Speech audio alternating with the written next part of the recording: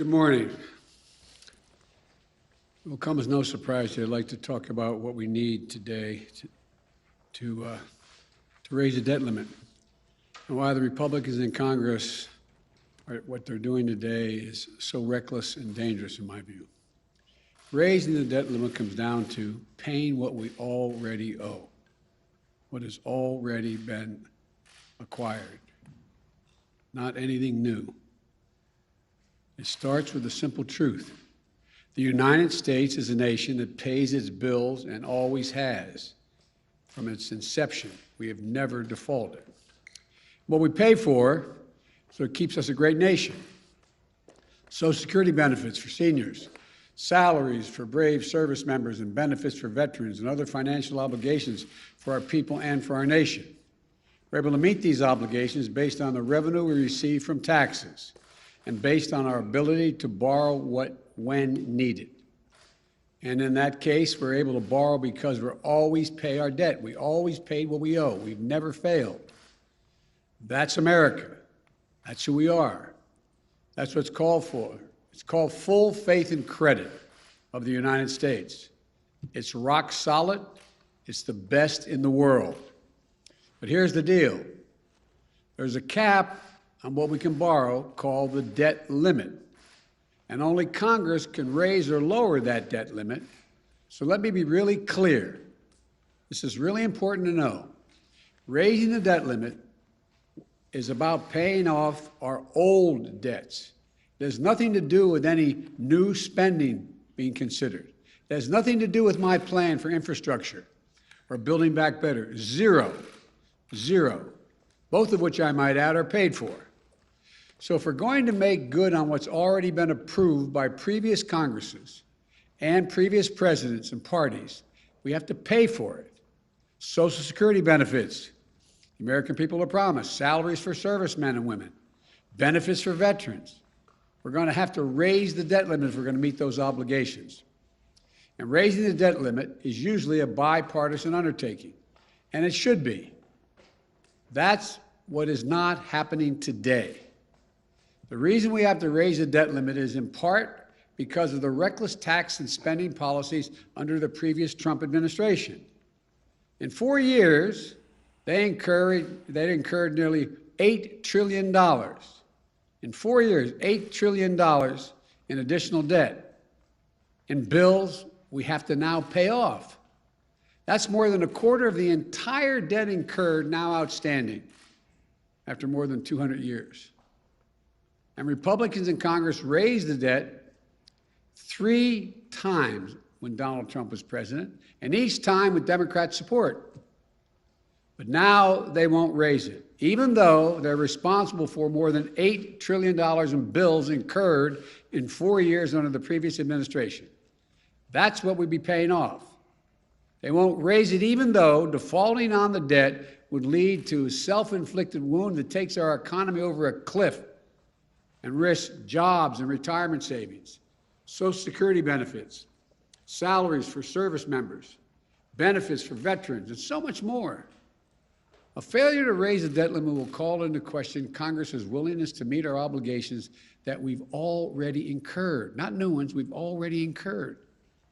This is going to undermine the safety of U.S. Treasury securities, and it will threaten the reserve status of the dollar as the world's currency that the world relies on. American credit rating will be downgraded. Interest rates will rise for mortgages, auto loans, credit cards, borrowing. Folks, watching at home, you should know this is the Republican position. Here's what it is. They won't vote to raise the debt limit to cover their own spending. Democrats voted with them to cover that spending last 4 years, the previous 4 years. They say Democrats should do it alone. But then they're threatening to use a procedural power called the filibuster, meaning that we'd have to get 60 votes, not 50 votes, to increase the debt limit. This would block the Democrats from meeting our obligations and responsibilities to prevent Congress from raising the debt limit. So let's be clear. Not only are Republicans refusing to do their job, they're threatening to use the power their power to prevent us from doing our job, saving the economy from a catastrophic event. I think, quite frankly, it's hypocritical, dangerous, and disgraceful. Their obstruction and irresponsibility knows absolutely no bounds, excuse me, especially as we're clawing our way out of this pandemic. Democrats will meet our responsibility and obligation to this country. We're not expecting Republicans to do their part. They made that clear from the beginning. We tried asking to no avail. We're just asking them not to use procedural tricks to block us from doing the job that they won't do. Meteor is headed to crash into our economy. Democrats are willing to do all the work stopping it. Republicans just have to let us do our job. Just get out of the way. If you don't want to help save the country, get out of the way so you don't destroy it. We don't have time to delay with elaborate procedural schemes, which Republicans' proposals require. Scores of votes without any certainty at all, many of which have nothing to do with the debt limit at all. And that's when accidents happen. In the days ahead, even before the default date, people may see the value of their retirement accounts shrink. They may see interest rates go up, which will ultimately raise their mortgage payments and car payments. And the American people, look, I just say it this way.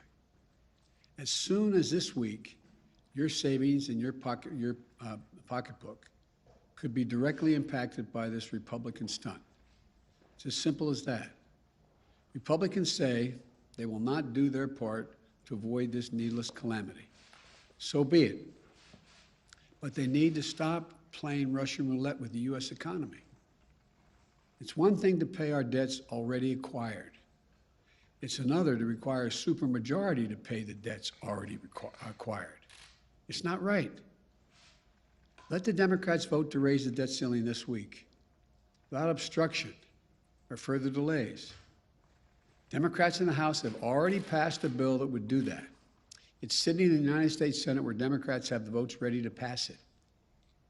That's the only way to eliminate the uncertainty and risk that's going to harm American families and our economy. Let us vote and end the mess. You know, we've got to get this done. We must get this done. It is, like, as I said, playing Russian roulette to play these games. We can do it this week. Just get out of the way and let us pass it. Thank you. Mr. President, Senator Mitch McConnell says he has sent a letter to you explaining his view. Have you seen that letter? Have you communicated with him? And how dire do you believe this is if action doesn't take place in the next few days? First of all, I did get a letter. I got it 10 minutes before I walked in here. I've read it. I plan on talking to Mitch about it. He and I have been down this road once before, back when I was vice president, and I hope we can have some intelligent and honest conversation about what he's proposing. And I think the easiest way to do this, and if the Republicans would not use the filibuster, would be to let us vote on what is already in the Senate right now, passed by the House, to raise the debt limit. And we could do that in the next several days. Mr. President. Thank you, Mr. President. You've often touted your experience in the Senate, your 36 years in the Senate. Your aides have talked about your abilities to be a closer on deals involving legislation. Why were you unable, Mr. President, to close the deal with members of your own party on key parts of your legislative agenda last week? Thank you. I've been able to close a deal on 99% of my party. Two people. That's still underway. I don't think there's been a president who's been able to close deals that's been in a position where he has only 50 votes in the Senate and a bare majority in the House. This is a process. This is a process. We'll get it done. It sounds like you're putting the blame squarely on two U.S. senators for your inability to close that deal, Senator Sinema and Senator Manchin. Am I incorrect? Is that who the blame lies with? Look, I need 50 votes in the Senate. I have 48. Leader Schumer has vowed not to raise the debt ceiling through the reconciliation process. So ultimately, if push Say that comes to again, I'm sorry. Leader Schumer has said he won't raise the debt ceiling through the reconciliation process. So ultimately, if push comes to shove and Senator McConnell does not change his position, what is more important, that position that Senator Schumer has or raising the debt ceiling? And then I also have a question for you on Ethiopia. If you would. No, I'm going to answer one. I'm not going to answer Ethiopia. Let's stick on the debt so we don't confuse the American people. Number one, the issue of reconciliation, which is like code to the American people. What's reconciliation? There is a process that I understand the Republican leader is willing to initiate, go through, that would require literally up to hundreds of votes.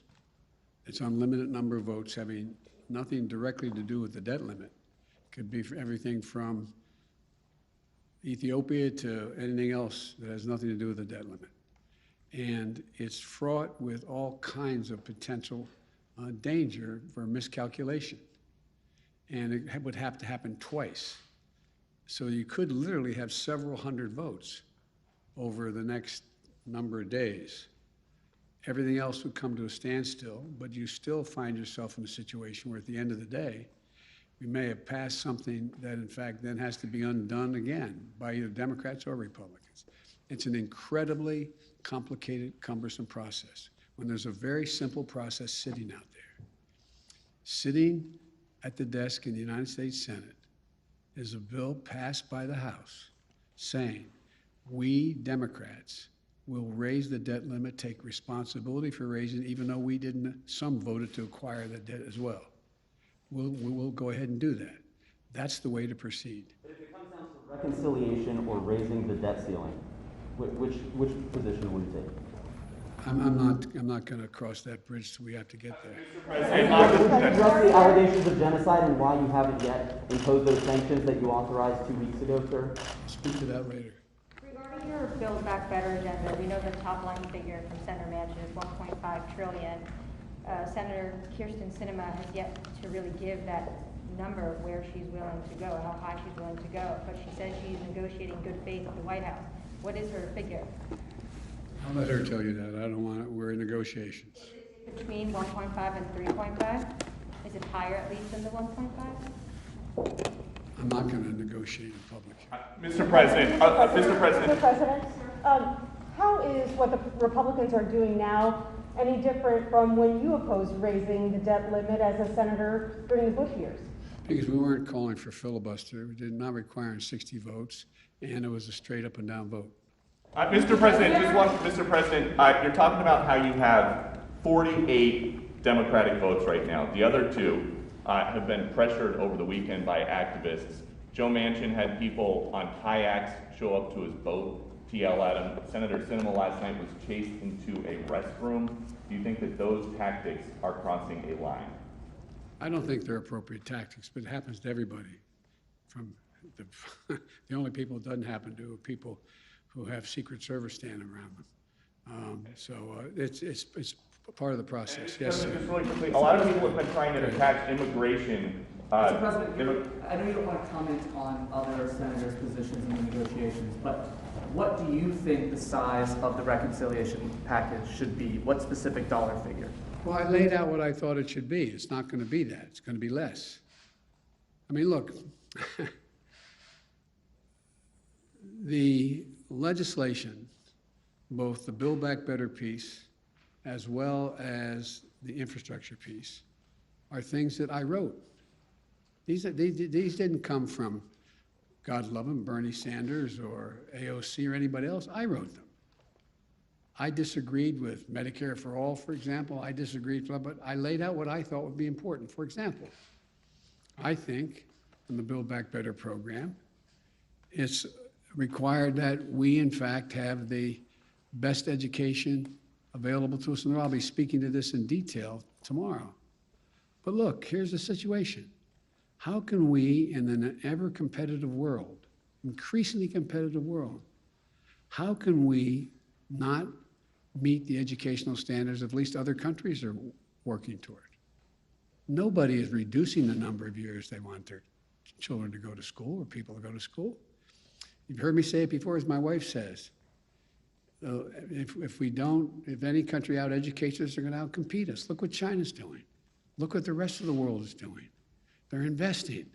They're also investing in things that relate to ability for people to go to work and stay at work.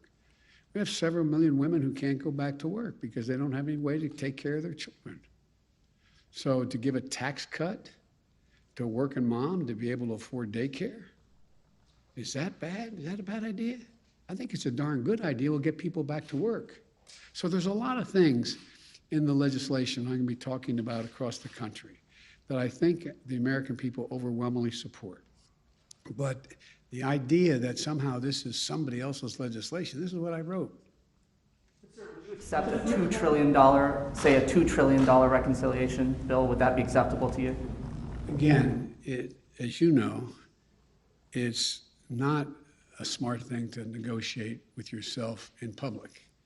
Let's see, we're in the process of continuing to talk to all the parties and see what we can get done. Thank you so much, Mr. President. Two questions. First, you said there was progress in the negotiation, but today you said you only have 48 votes. So what is this progress? And another question on the foreign, an international news that was big yesterday about the Pandora Papers. Do you have any reaction? You put fight against corruption as the core. I'm sorry, I didn't get the last Pandora one. Papers, the Pandora Papers. You said that you put fight against corruption in the core of your national security policy. So what is your reaction, and do you plan to do anything about it? We're looking at that right now. The first part of your question was what?